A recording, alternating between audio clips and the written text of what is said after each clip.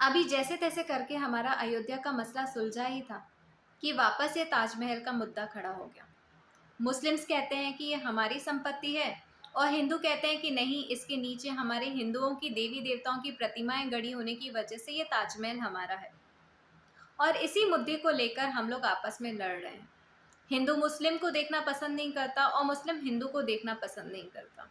हमें लगता है कि हमारे जो देवी देवता हैं, जिनके राज्य में या जिनके धर्म में हमने जन्म लिया है, सिर्फ वही हमारे देवी देवता हैं या वही हमारे अल्लाह श्रेष्ठ हैं।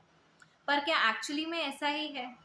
क्या आप यकीनन कह सकते हैं कि अगर मुस्लिम हैं, अगर आप हिंदू धर्म में जन्म लेते, तो क्या आपके अंदर कोई चेंजेस आ जाता?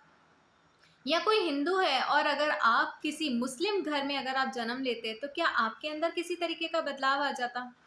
आपको ऐसा क्यों लगता है कि अगर आप हिंदू हैं और आप मस्जिद में जाकर उस अल्लाह से दुआ करेंगे, तो वो अल्लाह आपकी दुआ कबूल नहीं करेगा?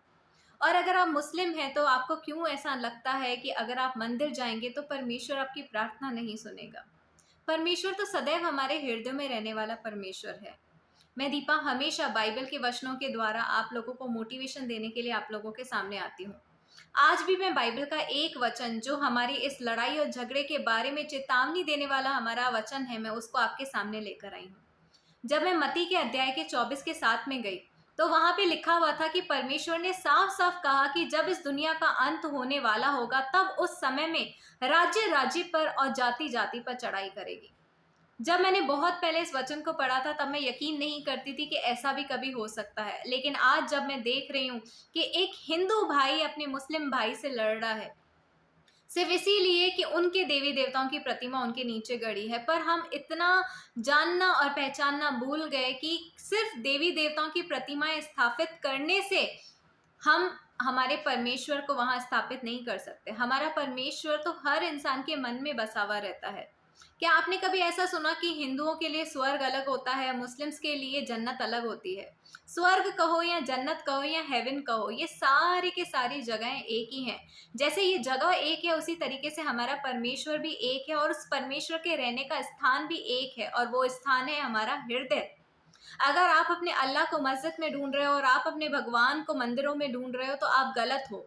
क्योंकि आपने असली परमेश्वर को पहचाना ही नहीं है। असली परमेश्वर को ना पहचानने की वजह से आप हर जगह पे उनको बिठाने के लिए आपस में झगड़ा कर रहे हो। जिस दिन आप पहचान लोगे कि आपका परमेश्वर तो स्वयं आपके हृदय में रहता है, उसी दिन से लेकर आप एक दूसरे से प्रेम करने लगेंगे और उसी दिन से लेकर आप उस शैतान को हरा देंगे, जो शैतान जाति जाति और राज्य राज्य के बीच में लड़ाई करवाने जा रहा है।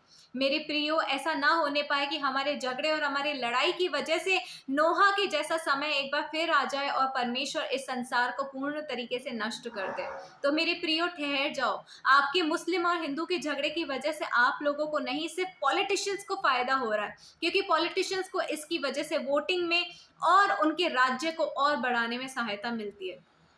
आप सोच कर देखें कि जिन मुस्लिम्स को आप भगाने की कोशिश कर रहे हैं, शायद आप में से कईयों के रिश्तेदार पाकिस्तान में, कईयों के इंग्लैंड में, कईयों के अमेरिका में रहते हैं। आपके भी बच्चे कई दूसरी सिटीज, कई दूसरी कंट्रीज में एक परदेसी होकर रह रहे हैं। अगर वहां भी उनको इसी तरीके से अपमानित किया जाए, तो आपको कैसा फील होगा? मैं मुस्लिम्स के खिलाफ या मुस्लिम के फेवर में कुछ नहीं कह रही, और ना ही मैं हिंदुओं के खिलाफ या हिंदुओं के फेवर में कुछ कह रही हूँ। लेकिन मैं अगर कुछ कह रही हूँ, तो वो परमेश्वर के वचनों के फेवर में कह रही हूँ। और परमेश्वर का वचन हमेशा अपने बच्चों को एक करने, और परमेश्वर का वचन हमेशा अपने बच्चों के आपसी प्रेम प्यार को बढ़ाने के लिए हमें शिक्षा देता है। तो मेरे प्रियो, ऐसा ना हो कि हमारे झगड़ों की वजह से वो स्वर्ग में बैठा हुआ परमेश्वर भी तंग आकर इस संसार को नष्ट कर दे। इस संसार के नष्ट होने को बचाना है और हमारे आपसी प्रेम प्यार को बचाना है, तो अपने परमेश्वरों को और अपने भगवानों के नाम से एक दूसरे के बीच में लड़ाई झगड़ा करना छोड़ दें। और इसी उत्साह, इसी जोश और इसी टीचिंग के साथ और इसी सही बात के साथ, मैं दीपा जनियानी आप लोगों के बीच से इजाजत चाहूंगी। जल्दी मिलेंगे एक और नए मोटिवेशनल और सही सच्चाई के साथ। तब तक सभी को जय यीशु।